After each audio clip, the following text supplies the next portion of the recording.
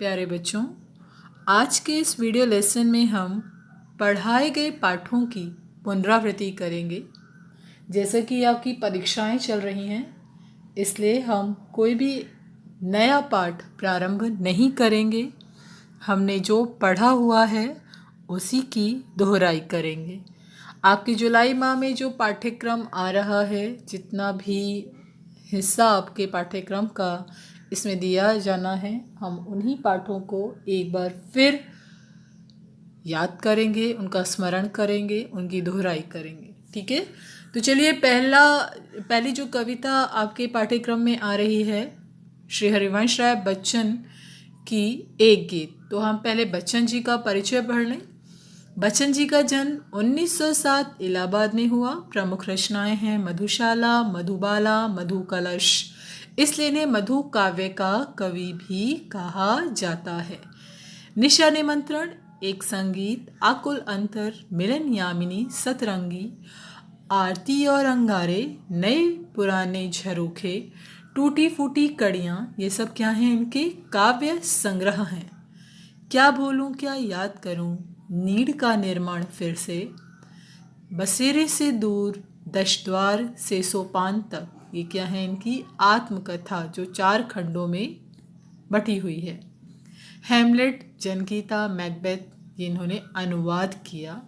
प्रवासी की डायरी, ये डायरी लेखन का एक बहुत ही सुंदर उदाहरण है, या बहुत ही सुंदर इनकी डायरी है। बच्चन जी का पूरा साहित्य रचना जो उन्होंने करी हैं वो बच्चन ग्रंथावली के नाम से प्रकाशित है, और ये है 10 खंडों में है। बेटा, ये सब चीज़ें इतने विस्तार में बताने का कारण ये है कि अभी आपकी वस्तुनिष्ठ परीक्षा है, जिसमें ऑप्शन आते हैं और विकल्प होते हैं, जिसमें आपको चुनाव करना होता है। तो इसमें कवि की रचनाएं, उनके लेख, और यह प्रश्न क्योंकि आपको विस्तार से पढ़ाया जा चुका है, इसीलिए इनसे प्रश्न आना स्वाभाविक है। आप ध्यानपूर्वक वीडियो लेसन को सुने और अपनी पुस्तक से इसकी दोहराई करें। निधन 1903 में हुआ, मुंबई। पूर्व चलने के बटोही पाठ की पहचान कर ले। क्या अर्थ है? चलने से पहले यात्री को किस रास्ते पर वह चल रहा है उसकी पहचान करना आवश्यक है। ठीक है, अगर हम कहें बच्चन जी को सबसे ज़्यादा जाना जाता है उनकी रचना मधुशाला के लिए। मैंने जैसे बताया आपको, ये मधु काव्य के कवि हैं। इलाहाबाद विश्वविद्यालय में प्राध्यापक रहे, आकाशवाणी से भी संबंध रहे, विदेश मंत्रालय में भी रहे। उसके बाद उनकी जो कह सकते हैं ना, छायावाद के बाद का युग जो रहा है वह बच्चन जी का रहा है, जिसमें एक बेफिक्री का कह सकते हैं आलम था। बेफिक्रा अंदाज, एक पूरी तरह से स्वच्छंदवाद, किसी चीज़ में बंधन नहीं, पूरी तरह से मुक्त। इसे हालावादी दर्शन भी कहा जाता है। इस पार प्रिय मधु है, तुम है, उस पार न जाने क्या होगा। तो यहाँ इनके साथ के जितने भी कवि रहे, जैसे नवीन जी लिखते हैं, हम दीवानों की हस्ती क्या, आज यहाँ कल वहाँ चले, मस्ती का आलम साथ चला, हम धूल उड़ाते जहाँ चले। इसी तरह से इनकी दुनिया जो है, कल्पना, साकी और कविता, इसमें ढलकर पाठक को पिलाई गई है। कविता का एक घूंट जीवन का एक घूंट है। पूरी तन्मयता से जीवन का घूंट भरे, कड़वा खट्टा भी सहज भाव से स्वीकार करे तो अंततः एक सूफियानी सी बेख्याली मन पर छाएगी। ठीक है, तो चलिए हम चलते हैं कविता की ओर। एक गीत, जैसा कि आपको बताया था, इसमें दिन के ढलने को बताया गया है। दिन के ढलने पर हर व्यक्ति जीवित चर चराचर जो जीवित है, जो मनुष्य के रूप में है या पशु पक्षी के रूप में, सब पर फर्क पड़ता है। जैसे जैसे दिन ढलता है, पक्षी हों, पशु हों, मनुष्य हो, सब अपने घर की ओर दौड़ना शुरू कर देते हैं, अपने घर पहुंचने की जल्दी होती है। क्योंकि घर में बच्चे उनकी प्रतीक्षा कर रहे हैं।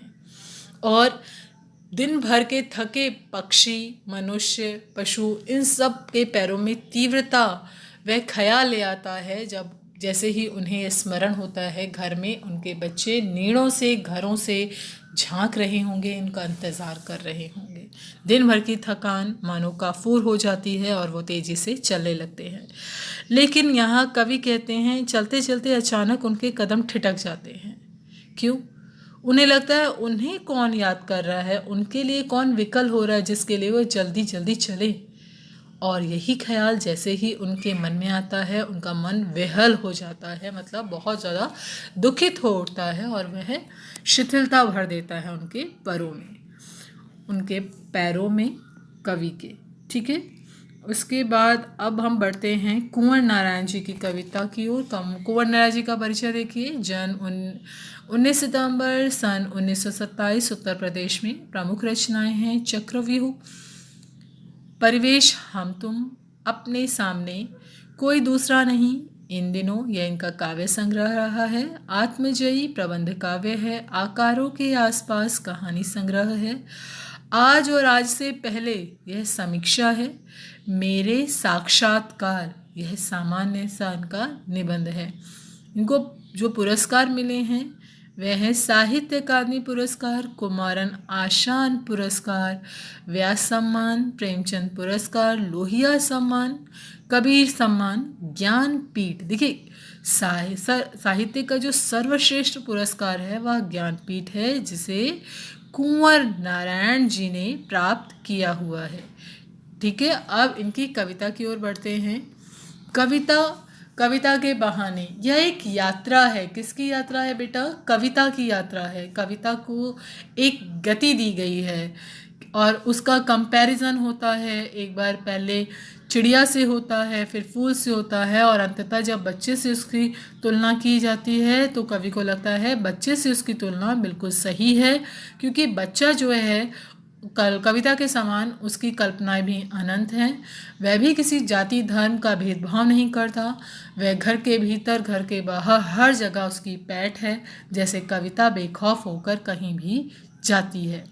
ठीक है बच्चे, और एक और चीज़ बता दूँ, GCR पर आपके सारे वीडियो लेसन हैं। आप वहाँ से भी कोई भी विषय अगर आपको समझ नहीं आता तो वहाँ से भी आप देख सकते हैं, और उसके बाद भी अगर कोई दिक्कत है तो आप मुझसे सीधे पूछ भी सकते हैं। ठीक है बेटा।